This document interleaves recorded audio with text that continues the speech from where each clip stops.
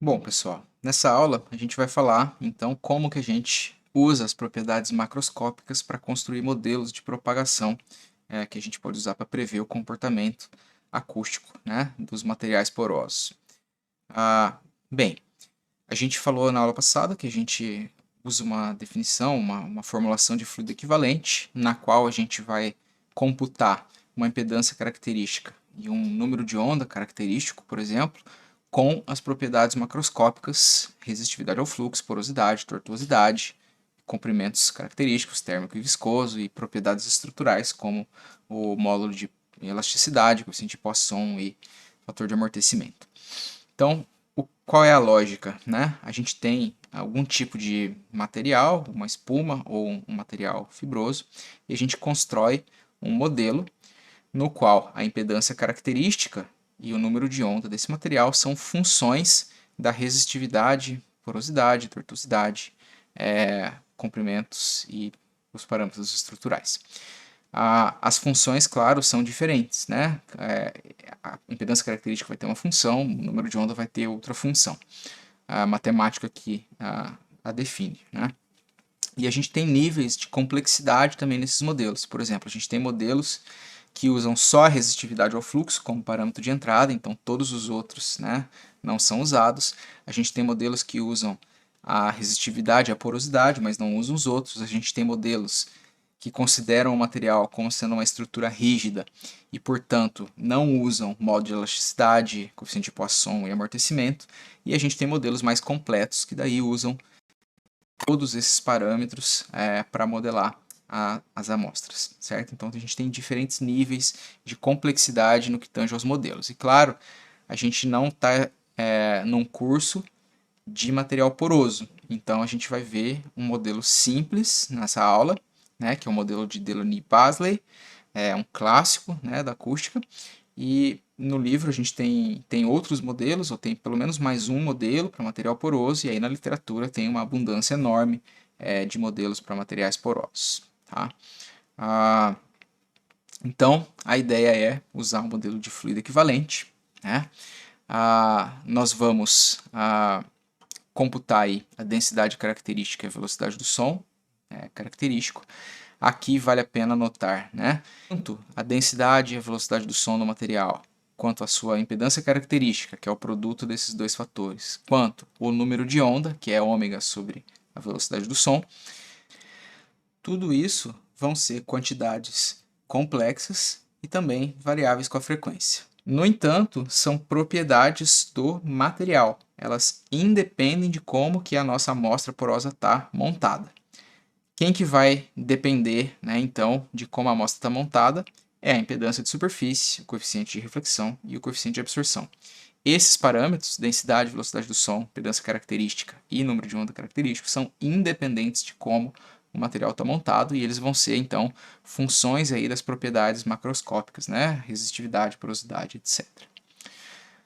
Beleza, então, um modelo clássico que a gente tem dentro da literatura aí de acústica é o modelo de Delaunay-Pasley.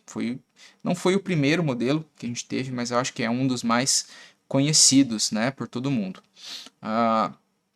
Então, qual foi o trabalho? Esse trabalho foi publicado, acho que no início da década de 70, se não me engano. Isso é uma informação que eu preciso checar, mas os autores mediram várias amostras de materiais fibrosos, né? E eles descobriram que existia uma relação, quando eles plotavam em escala log-log, né? Existia uma relação linear entre, né, esse parâmetro que é frequência por resistividade ao fluxo e a parte real e imaginária da impedância característica e a parte real e imaginária do número de onda. Então, eles mostram esses gráficos no artigo original, né? Então dá para ver que os dados se organizam mais ou menos ao redor ali de uma reta nessa escala log-log, né? E aí eles criaram relações, né, de potência para mensurar, né, a densidade, o número de onda e a impedância característica. Então, essas equações estão descritas no livro, são essas equações que estão no slide, são as equações que eles tiraram desse ajuste de curvas, né? Para impedância característica e para o número de onda característico. Vocês podem notar que ambos são função de uma razão entre frequência e resistividade ao fluxo. Tá? E aqui dá para notar também uma coisa bem interessante, que a gente tem aqui um Kc por K0, né? Nessa equação. E Kc por K0, vocês podem voltar algumas aulas atrás, vocês vão perceber que isso é uma medida do índice de refração da nossa amostra. Então dá para notar de cara que o índice de refração da nossa amostra ele é uma função direta da resistividade ao fluxo, né? Não linear, mas existe uma relação de proporcionalidade com a resistividade ao fluxo. Eu sei que ela está no denominador aqui, né? Mas se vocês perceberem, isso aqui está elevado a menos 0,59 a menos 0,70. Então, na verdade, é proporcional à resistividade ao fluxo, né? Então, quanto maior for a resistividade ao fluxo, mais refratária tende a ser a nossa amostra. E é uma coisa que a gente consegue observar também com modelos numéricos, né? E observar isso de fato na simulação. Quando a gente faz uma simulação mais ou menos independente, a gente observa essa questão do índice de refração. Beleza. O modelo de Delaunay-Basley ele tem um comportamento mais errôneo em baixas frequências, ele tem essa limitação, né? Os limites de aplicação do modelo foram definidos muito bem pelos autores de um artigo, né, lá no passado. Eles mediram apenas amostras fibrosas, né, materiais fibrosos, com porosidade muito próxima de 1. A faixa, né, de frequência por resistividade que eles mediram estava entre 0,01 e 1. Então a gente tem um produto aqui, densidade do ar, frequência por resistividade, estava dentro dessa faixa. Então isso define uma faixa de frequências para o qual o seu modelo pode ser útil, né? Então a gente tem um pequeno exemplo aqui, que para uma amostra de 30.000 de resistividade, a gente tem uma faixa ali entre cerca de 247 Hz até 24.000 Hz, que o modelo seria útil, mas isso talvez seja forçar um pouco os limites do modelo, né? E eles mediram materiais também com uma faixa de resistividade ali entre 1.000 e 50.000. Então nada fora dessa faixa funciona muito bem. E a gente tem outros modelos depois do Delaunay e do Basley, como o modelo de Meek, por exemplo, que tenta aplicar algumas correções ao modelo de Delaunay e Basley e torná-lo um pouco mais flexível e versátil. Então a gente tem esses outros modelos e a gente tem, claro, outros modelos semi-empíricos que usam outros parâmetros além da resistividade ao fluxo. Joia. Então, como é que a gente tem essa expressão aqui para densidade, para número de onda característico e para impedância característica? Como é que a gente usa isso para computar a absorção da amostra? Bem, a gente sabe que se a gente já fez essa derivação em aulas passadas, a gente tem uma camada de material poroso sobre superfície rígida, uma onda plana chegando. Então, essa é a primeira configuração que a gente investiga. A gente já obteve uma expressão para a impedância de superfície dessa configuração aqui, e ela é muito parecida com isso, né? Só que agora, o que a gente usa? A impedância característica e o número de onda característico vão ser computados, por exemplo, pelo modelo de Delaunay-Basley ou outro modelo à sua escolha, certo? E se a gente tiver incidência normal, esse cosseno de θt aqui vai ser unitário, porque o θ vai ser 90 graus, e aí o cosseno de θ vai ser 1, e aí o cosseno de θt vai ser 1 também, certo? Então, tendo o cosseno de θt 1, a gente reduz para essa expressão que provavelmente vocês já viram em fundamentos de acústica, né? Então, maravilha, a gente tem um modelo que calcula a impedância de superfície desse tipo de configuração. Vocês podem perceber que agora sim a gente tem uma relação com a forma de montagem do material, ao passo que esse cara Z1 e o K1 são independentes da forma de montagem, né? E a gente tem essa forma aqui por causa de montar o material sobre superfície rígida. Então, a gente pode fazer algumas simulações de como que o material se comporta, como a absorção muda conforme a gente varia a resistividade ao fluxo. Então, aumentando a resistividade, a gente pode perceber que a gente tem um pequeno aumento em baixa frequência e uma pequena diminuição em alta frequência, né? E a gente acaba não tendo mais essa oscilação aqui em alta frequência. Mas se a gente aumentar demais, de novo a amostra vai se tornando mais reflexiva, né? Se a gente aumenta a espessura, a nossa absorção tende a aumentar sempre, em baixa frequência especialmente. Em alta frequência ela vai se tornar mais ou menos constante, porque o material é eficiente em absorver alta frequência, mas em baixa frequência a gente tem um aumento, né, da absorção. Esse crescimento que a absorção tem em baixa frequência por conta do aumento da espessura tem a ver com o seguinte fato. Para absorver bem, né, a gente tem que ter o seguinte, a gente tem que ter uma velocidade de partícula alta na interface entre o ar e o material poroso. Se a gente tiver uma velocidade de partícula alta nessa interface, o ar vai ser bombeado para dentro do material, né, e aí vai sofrer perdas bastante grandes e, portanto, mais absorção. E quando a gente tem uma superfície rígida, a gente sabe que a velocidade de partícula aqui na superfície vai ser nula, e aí, a 1/4 de comprimento de onda, mais ou menos, essa velocidade de partícula se torna máxima.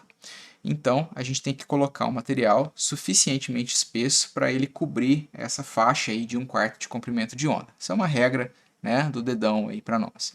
Então, a gente tem que ter uma espessura de 1/4 de comprimento de onda. E aí, vocês podem pensar, né, poxa, eu quero absorver em 100 Hz, né? 100 Hz, 1/4 de comprimento de onda é 85 centímetros. Pensa só, né? Você tem o seu quarto de 3x4, e aí você quer absorver, fazer um home studio, né?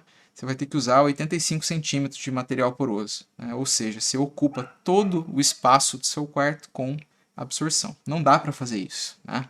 Então, os materiais porosos, eles são muito eficientes, né, em alta frequência. Em baixa frequência, infelizmente, eles requerem muito espaço para se tornarem absorvedores, ou bons absorvedores.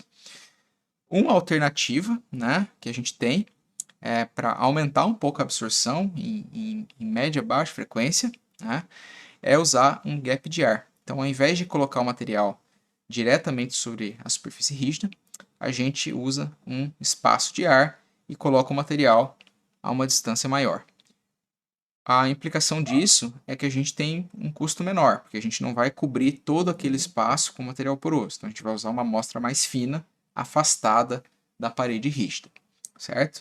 Isso é muito utilizado no tratamento de tetos, né, em escritórios, empresas, pode ser usado em salas de aula, restaurantes, etc. Né? Então, a gente tem o teto rígido, um rebaixamento e o forro de material acústico, né? O que ajuda na absorção bastante, tá? Nesse caso, a gente tem uma configuração diferente, portanto, embora a impedância característica e número de onda possam ser o mesmo, a impedância de superfície não será, né? E a gente viu um modelo para camada dupla. Aqui a gente tem uma camada de ar e uma camada de material poroso. Então, essa é a expressão que a gente tinha para camada dupla, né? Que é uma expressão bem mais complicada, que a gente derivou na aula passada. E para incidência normal, esse cosseno de θt vai ser unitário, e aí a gente vai ter essa impedância de superfície aqui, que é a impedância de superfície no topo da camada de ar, dessa camada que está embaixo. E aí no topo da camada de ar a gente tem esse menos J, ρ0, C0, cotangente de K0 e a espessura dessa camada aqui, certo? E aí, uma vez computada a impedância de superfície no topo da camada de ar, a gente consegue computar com essa expressão aqui a impedância de superfície no topo da camada de material poroso. Beleza? Joia. Então a gente computa o Z1 e o K1 com Delaney e Basley, por exemplo, ou outro modelo, computa a impedância no topo da camada de ar de superfície, computa a impedância de superfície no topo da camada de material poroso. Tá? E que tipo de comportamento a gente tem? Em preto, nessa curva aqui, a gente tem uma camada sob superfície rígida de 25 milímetros. Em pontilhado, aqui a gente tem uma camada de 25 milímetros de material poroso sobre 10 milímetros de camada de ar. Então, a gente tem 1 centímetro de gap de ar e uma camada de material poroso. E em cinza a gente tem 25 milímetros de gap de ar e 25 milímetros de material poroso. Então, vocês podem perceber que a absorção aumenta em baixa frequência E o que a gente ganha como consequência é uma série de ressonâncias aqui na parte de alta frequência, certo?